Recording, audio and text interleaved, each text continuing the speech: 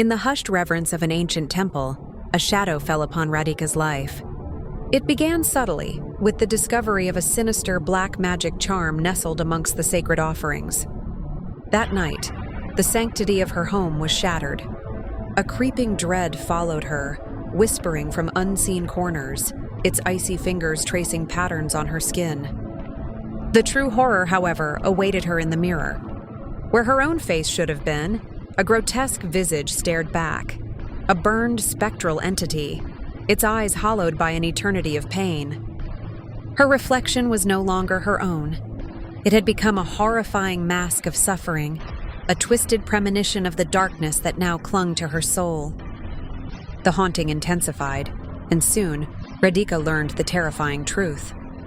A visit to a mystic revealed that her recently discovered pregnancy was not just a blessing, but a karmic link to a tragic past life she couldn't remember.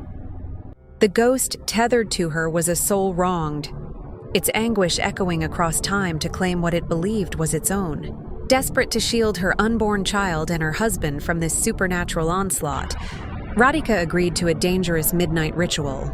Under the pale glow of the full moon, as prayers were chanted, the ghost manifested in a furious storm of spiritual energy. It lashed out, a whirlwind of rage and despair, threatening to consume them all. But as the first rays of dawn pierced the horizon, the sacred light weakened the entity, forcing it to retreat into the shadows, vanquished for the moment. Miles away, another nightmare was unfolding. A young couple seeking a romantic escape checked into what they thought was a paradise, an opulent, isolated resort promising luxury and tranquility. But the gilded hallways held a chilling secret. A small, spectral girl, her presence a whisper of cold air and fleeting shadows, roamed the corridors. At first, her appearances were brief, easily dismissed as tricks of the light. But the ghostly apparitions soon grew more frequent and more sinister, her silent stare following the couple with an unnerving persistence, transforming their idyllic getaway into a prison of fear. The resort's serene atmosphere began to curdle, replaced by an ever-present sense of being watched. The haunting reached a terrifying crescendo in the grand dining hall. Laughter and conversation turned to screams as unseen forces hurled cutlery across the room and chandeliers swayed violently overhead. Panic erupted. The idyllic evening descended into supernatural chaos, trapping the guests in a maelstrom of ghostly phenomena. A sudden plunging blackout intensified the terror, cloaking the resort in absolute darkness. In the suffocating black, the ghost girl's attack became brutally physical. Screams echoed through the halls as guests were thrown by an invisible force.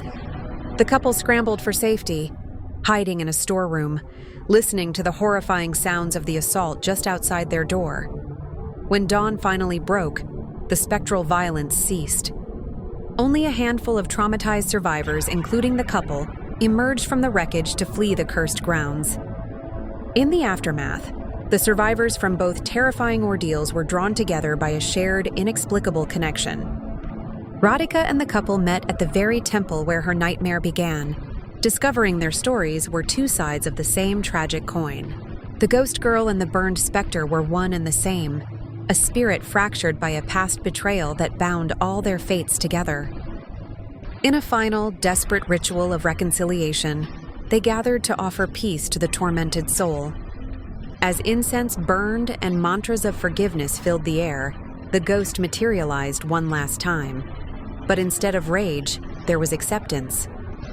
The scarred, burned flesh of her spectral face healed, her features softening into serenity. The anguish that had fueled her for so long finally dissolved, and with a final, peaceful sigh, her form dissipated into a cascade of pure, healing light, at last finding redemption.